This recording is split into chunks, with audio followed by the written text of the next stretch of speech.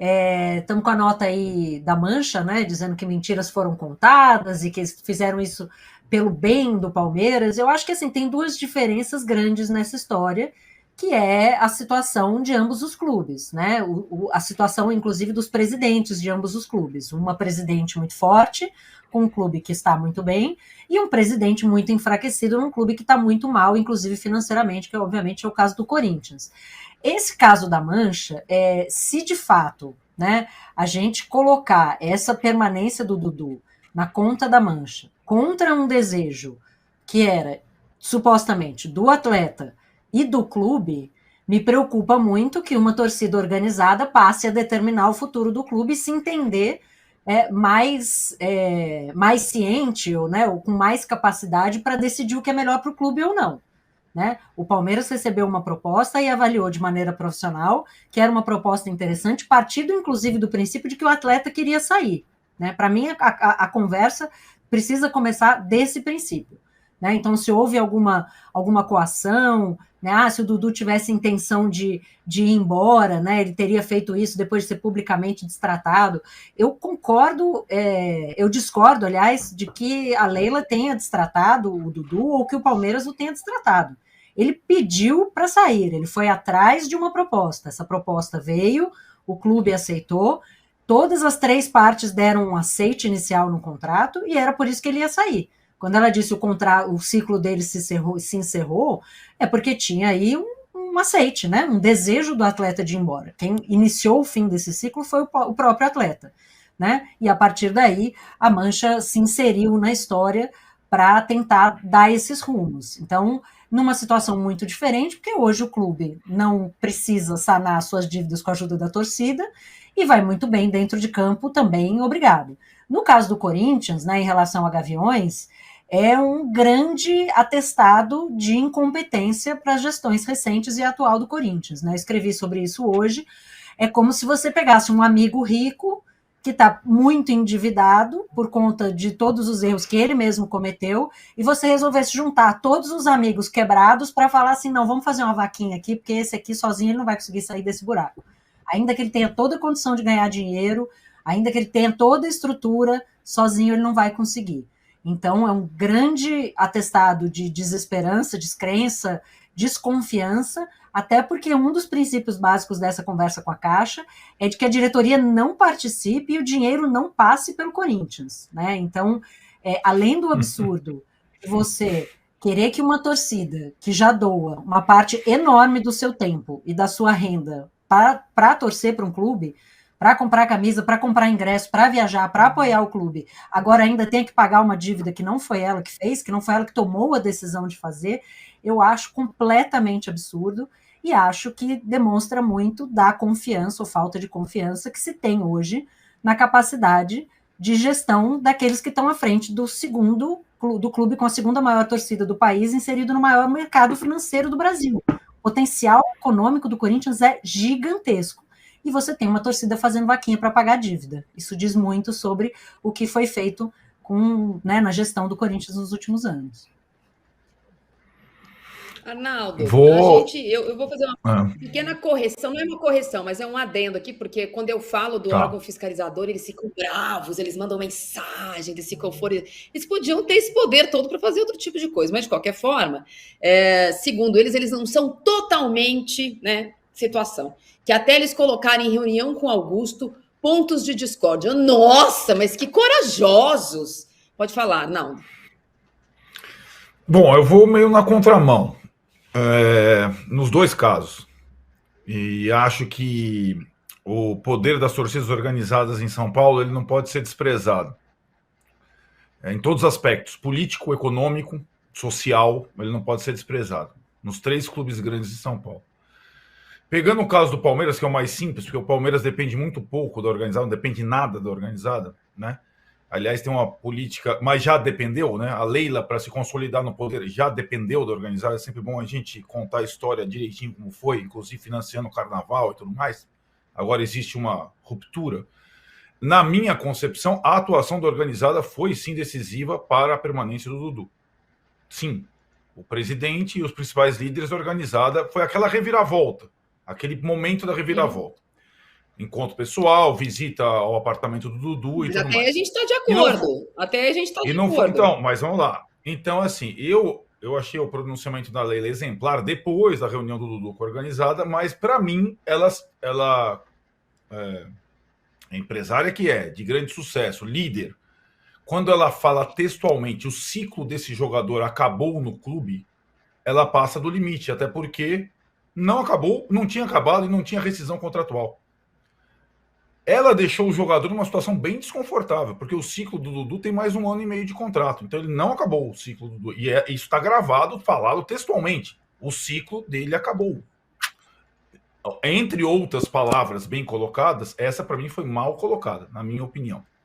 E acho que ela vai ter que lidar com situações diante das organizadas de aproximação, distanciamento, dependendo da situação, como já ocorreu na gestão dela.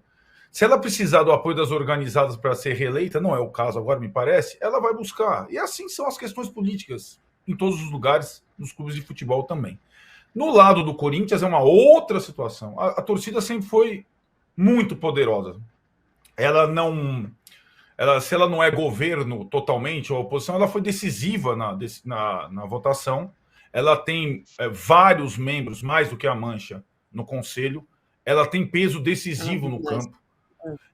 Então, muito mais.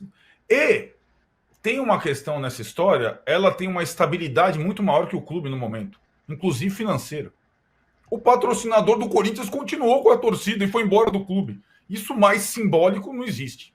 O patrocinador do Corinthians, né, o caso de polícia que nós estamos investigando, decidiu continuar patrocinando a torcida, porque tem mais credibilidade a torcida do que o clube de futebol. Hoje, nesse momento, junho de 2024. Então, torcida organizada hoje grande, tem banco, tem vida própria, tem dividendos, compra casa, compra apartamento, tem de tudo. E é uma instituição que não dá para a gente tirar do contexto do jogo político num clube de futebol. Quando ela toma esse ato, aí a Alicia falou, são 2 atos simbólicos. Essa de, olha, nós tentaremos saldar a dívida que vocês são incapazes. Tá por trás desta atitude essa situação que o patrocinador do Corinthians colocou publicamente há poucos dias. Vocês têm mais credibilidade que o clube, nós vamos continuar com vocês. E vocês vão continuar sendo patrocinados pela gente. Então, são questões, cada uma da sua forma, que elas se colocam nesse jogo político, na estabilidade do Palmeiras e na instabilidade do Corinthians. É quase impossível comparar os 2 clubes hoje, né? E acho que até essas coisas todas que acontecem extra-campo, elas não entram em campo. No caso do Palmeiras, prova disso foi o jogo contra o Atlético. No dia do caos do Dudu, o Palmeiras e o Abel pouco se importaram com isso na prática. E ela transborda para o campo no caso do Corinthians.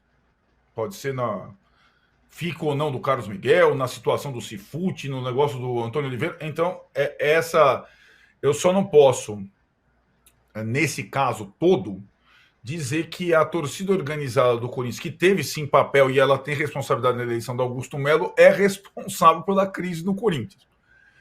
E acho que essa coisa, Marília, acho que ainda vai ter capítulos nessa situação toda, porque de janeiro para cá, a organizada está mais forte e o clube está mais fraco. Para qualquer coisa.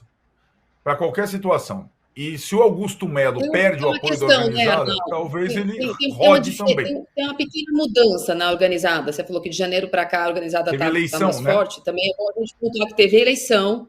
Então, a cúpula da Gaviões, que apoiou a situação, a oposição, né? O Augusto Melo na eleição do ano passado, ela foi trocada agora.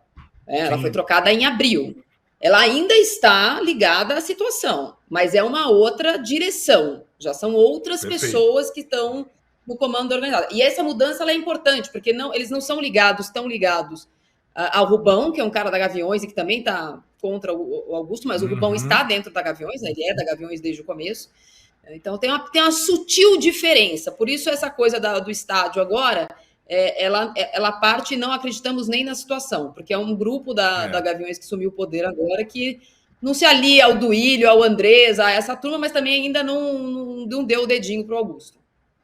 Ô, Arnaldo, você na sua carreira inteira, e até como torcedor, você viu alguma vez torcida pagar alguma coisa? Existem lendas no futebol paulista, Renato. Por exemplo, a lenda do Morumbi, né? Da construção do Morumbi. Lenda porque eu digo, existiu, mas não foi a torcida que pagou o Morumbi. Mas tinha isso. Os jogadores do São Paulo indo até os torcedores, sócios, rifa, cativas, etc., para a construção do estádio particular. Existiu contribuição. Agora, efetivamente, torcida carregar nas costas, por isso que eu falo da palavra lenda. Tem sim histórias de contribuição, mas não exatamente essa responsabilidade é nossa. Manda aqui o Pix que o nosso CNPJ vai pagar tudo, né? Eu não acredito tanto nessa história, né? Nessa lenda. Marília, de quanto é a dívida do Corinthians atualmente? Bom, aí pois é, tem o que o Corinthians 700 milhões em dezembro, oferece, né? Para pagar à vista. Então, tem o que o Corinthians oferece para pagar à vista depois do acordo com o Odebrecht, tem o que o Corinthians paga de serviço da dívida, que são os juros, enquanto ele não começa a pagar a dívida em si. Quanto mais cedo essa dívida for paga, menor ela é. O Corinthians ofereceu no ano passado um valor, não foi aceito para quitar a dívida. O que a Gaviões pensa nesse momento, ainda que em off, eles vão negar, é oferecer 350 milhões para arrecadar 350 milhões para quitar a dívida. Essa é a ideia inicial. A dívida, isso é só o estádio, né? Estamos falando só de estádio. É o estádio. Sobre o estádio. Só sobre o estádio. Arnaldo, bota o sapatinho na janela para ver se o bom velhinho deixa um presente para você. Sim, sim. O que eu acho mais absurdo do Corinthians, para dizer assim, não é uma coisa fácil. Todo mundo que já trabalhou, que já teve uma questão tributária nesse país, sabe o quanto é difícil essa triangulação. A Gaviões diz que não sabe, se até não tem a informação da Caixa Econômica se ela conseguiria fazer esse pagamento sem anuência do Corinthians. Você vai lá, eu não posso ir no banco e mexer na conta pagar uma conta da Alicia sem a Alicia saber, porque a Alicia tem lá o imposto de renda dela para pagar, ela vai ter que falar de onde veio o dinheiro, entendeu? Não é uma coisa tão simples assim, não é R$5, você deposita e está pago. Então, é uma operação que depende dos aceites de todas as partes, principalmente do credor, né? O credor precisa saber de onde ele vem o dinheiro da Gaviões também. Gaviões não tem 350 milhões na conta dela. Vai ter que ser um movimento feito muito bem explicado para que tudo isso aconteça. O Corinthians, o presidente Augusto Melo, diz que sabe do movimento da torcida, vê com simpatia, mas que não conversou com ele sobre isso, que na reunião que teve com a Gaviões há poucas semanas, esse assunto não foi discutido de forma formal, não foi formalmente discutido, então vocês arrecadam, a gente paga, e também não teria sido discutida essa história que o dinheiro não pode passar pelo Corinthians porque ninguém acredita, porque aí começa, a gestão é boa, as coisas mudaram, não sei o que lá, então é um assunto que morre aí. O Corinthians joga daqui a pouco, Renato, contra o Inter, depois do 2-2 contra o São Paulo, mas com essa campanha que eu falei no começo, indecente. É um jogo difícil para o Corinthians, né? O Inter não está na ponta dos cascos, o Inter está bastante desfalcado pela Copa América também, talvez seja depois do Flamengo o clube que mais perdeu jogadores, mas o Corinthians tem que ganhar dele mesmo, para começar, né? Ele, no último jogo, aquele empate 2-2, ele teve que contar com milagres do Carlos Miguel e 2 chutaços, né? Que eu não acredito que vão ser repetidos assim toda hora, todo jogo, né? O chute do Coronado e o chute do Mosquito. Então, como time, eu acho que o Corinthians vai ter dificuldades. Agora, o Inter não está no seu melhor momento, que abre um pouco a possibilidade do Corinthians poder tentar um bom resultado. O Carlos Miguel não joga, né? Joga o Matheus, reserva dele, é isso? Isso. Matheus Donello. E o Carlos Miguel vai pro banco? Não, ele está suspenso. Ele levou amarelo, é isso? Bom, tá bom. Amarelo ficou no lucro, né? Ficou no lucro, ele toma amarelo todo jogo. Pega o vermelho, né? Pega aí. Deu um empurrão. Vou jogar, você pega. Pega aí. Deu um empurrão no Caleri, agora estou lembrado. O problema é o seguinte, vai ser uma boa oportunidade para o Corinthians ver como é que vai ser depois que o Carlos Miguel for embora, né? Aliás, Marília, chegou a proposta do futebol inglês não chegou ainda até agora. Bom, essa história... Como eu não tenho a senha da internet lá da presidência do Corinthians, o Corinthians diz que não chegou. Qual é o processo quando o clube, nesse caso, é o pagamento de uma multa? Porque não é necessário fazer uma proposta. Existe uma multa, ele tem um contrato, essa multa precisa ser depositada. O jogador precisa estar de acordo que essa multa seja depositada. Então, aí o Corinthians recebe o dinheiro integral e aí o Corinthians libera o jogador, porque é obrigado, já que foi feito o pagamento de uma multa. Mas ela precisa ser feita primeiro o pagamento da multa, o jogador aceitar que esse jogador, que de fato ele quer esse novo contrato, o Corinthians ser comunicado e ele sai. É diferente de uma transação quando o direito esportivo vai ser, o direito econômico do jogador vai ser comprado. Não é o caso agora, vai ser depositada a multa para que ele seja liberado automaticamente. Ontem, o Arnaldo deve estar sabendo, apesar do time dele não disputar nada na Premier League, nem ficar em segundo sempre, saiu todas as regras da Premier League, né? Tudo, preço de ingresso, carnê, tabela, como chama? Fair play financeiro, datas de negociação, tudo está lá. Então, acho que agora, ainda mais que o Carlos Miguel ficou em São Paulo, eu imagino que essa semana ele deva fazer, eventualmente, o último jogo no final de semana, mas acho que ele nem joga mais no final de semana. O Flamengo comprou o De La Cruz pela multa. Mas no caso do Flamengo aconteceu uma coisa curiosa. Não foi o Flamengo não depositou para o River Plate o valor da multa. O Flamengo depositou para o De La Cruz, exatamente, para o De La Cruz. É assim que funciona, é para o jogador. E o De La Cruz pagou ao River Plate a sua liberação. Isso. Então deve ser mais ou menos assim no Corinthians também. Tá certo. É igualzinho. Okay. Porque o acordo é entre o jogador e o clube. O jogador que apresenta, olha, eu quero a minha rescisão de contrato, aqui está a minha multa de rescisão paga. É o jogador que precisa pagar, não o outro clube. Diferente quando é uma negociação entre um jogador que está sob contrato. Então é isso, temos que ganhar de 1-0 hoje, Alicia. De algum jeito teremos que fazer esse 1-0 com o time que vai ter o Matheus Donelli, que não joga há quase 2 anos, tem 10 jogos no campeonato. Eu tenho, acho que, mais jogos como goleira nos jogos dos meus filhos, que eles me Olha, o Gustavo Henrique tem mais tempo no gol do Corinthians do que... o Gustavo Henrique jogou esse ano.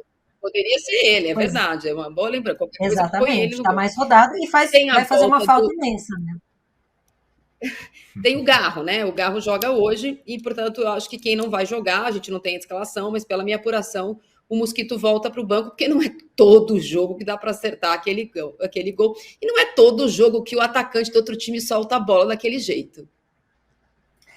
Pois é, Marília. E eu acho assim, a gente está falando de situações difíceis de ambos os times, né? Do Inter também, que não vem bem com o Cudê, mas o Inter tem 3 vitórias em 7 jogos, né? O Corinthians tem 1 vitória em 9 partidas. 9, exatamente. O Carlos Miguel tem feito atuações muito relevantes, foi responsável, eu acho, por manter, por evitar algumas derrotas nos últimos jogos. Então, a ausência dele é muito sentida. E vale a gente lembrar, né? Quando a gente fala, não consigo desassociar falar do Corinthians e do Fluminense, porque a única vitória do Corinthians esse ano é aquela vitória naqueles 3-0, né, naquele jogo de milhões de erros do Fluminense, que o Corinthians soube aproveitar muito bem, mas desde então não consegue vencer, né? A gente falava desde o começo do ano, né, quando começou assim, tudo que acontecia dentro de campo ou fora de campo respingava para dentro de campo, e a preocupação do Corinthians precisava ser foco total no brasileiro para se manter na Série A. Cada vez mais, quanto mais rodadas passam, isso vai ficando muito claro. Nós temos aí, é cedo e tal, o campeonato tem muitos jogos, né, rodadas suspensas, mas a gente está falando aí de 1/4 do campeonato que já foi, né, o Corinthians vai ficar sem goleiro, né, sem um goleiro titular, um goleiro importante, e tem 1 vitória no campeonato, né, com os times que estão abaixo, né, se a gente olhar aqui, o Criciúma tem 2 jogos a menos, o Grêmio tem 2 jogos a menos, né, só Fluminense e Vitória também, que estão ali nas 2 últimas posições, também tem 9 jogos. Então, é um jogo difícil contra um Inter que não vem lá grandes coisas, mas está bem melhor que o Corinthians. Mas eu acho que o Corinthians entra numa fase, Marília, que todo jogo vai precisar arrumar um ponto. Não dá mais para dizer assim, não, esse jogo desconsidera. Porque essa fase já gastou tudo isso, né, num campeonato ao já ter perdido 4 vezes em 9 rodadas. Acho que tem uma esperança. Tem mais jogos em rodada? Oi? Só um pitaco, só uma esperança maior, que eu acho que é aquele detalhe que acontece com os times gaúchos quando o jogo do final de semana é o Grenal. Então o Inter está em Florianópolis, com todo o seu aparato, seus jogadores, seus fisioterapeutas, seus fisiologistas se preparando para o Grenal, de sábado contra o Grêmio em Curitiba. Os principais jogadores vão ser poupados. O Alan Patrick está fazendo tratamento lá em Florianópolis, não vai jogar hoje. É provável que os pendurados não entrem em campo, porque a gente sabe que é um outro jogo. Isso aí é uma outra coisa. Para o Inter, para o Grêmio, os jogos desse meio de semana são cumprimento de tabela. E ainda mais nas situações e naquela querela que surgiu entre os dois por conta do mando de campo do Grenal, né? O Grêmio postulando 2 jogos em campos neutros, o Inter se recusando. E o Grêmio... Então tem muita coisa aí. E aí eu falei com os companheiros do Sul nessa semana, é aquilo. O Inter está fisicamente agora em Florianópolis, mas mentalmente já no jogo de sábado em Curitiba contra o Grêmio. Aliás, um local em que o Grêmio conhece bem, o Couto Pereira, né? Vem jogando recentemente, que vai abrigar o Grenal de sábado. Esse é um fator que pode ajudar o Corinthians, né? A questão da escalação do Inter já está mutilado, como disse o Renato, está ainda mais mutilado. Então é uma situação que, de repente, é uma divisão de foco que o Corinthians pode, se tiver minimamente organizado, se aproveitar. Tem 2 questões, os 2 técnicos, né? Até por falta de opção. Então, é curioso que 9 rodadas, uma vitória, não esteja se falando alucinadamente sobre a possível troca de técnico no caso do Corinthians. E no caso do Inter, tem além, obviamente, da tragédia climática, tem a data FIFA que levou vários jogadores, mas não podemos dizer, acho que já dá, no dia 19 de junho, que o Inter faz uma campanha supimpa. Faz, Arnaldo? Não faz, né? Dá para dizer que o professor Cudê esse ano está abaixo das expectativas. No caso do Corinthians, o Corinthians joga e sabe que lá na Vila Belmiro, né, a gente não tem falado muito do Santos, mas sabe que na Vila Belmiro, depois de 4 derrotas, pode cair o Carille, se não ganhar hoje do Goiás. Então, o Carille sempre é uma opção corintiana de segurança. Então, no caso do Antônio Oliveira, ainda que ele seja o Tonhão da Fiel, goste, tem lá a resposta para tudo, 4-3-3 é a coisa mais maravilhosa, é o 11º mandamento, o Carille vai ser essa sombra se ele estiver no mercado. Hoje realmente não tem sombra no mercado, teria que procurar o passaporte de alguém voando por aí, mas se o Carille estiver no mercado, aí eu já acho que a situação do Antônio Oliveira é outra.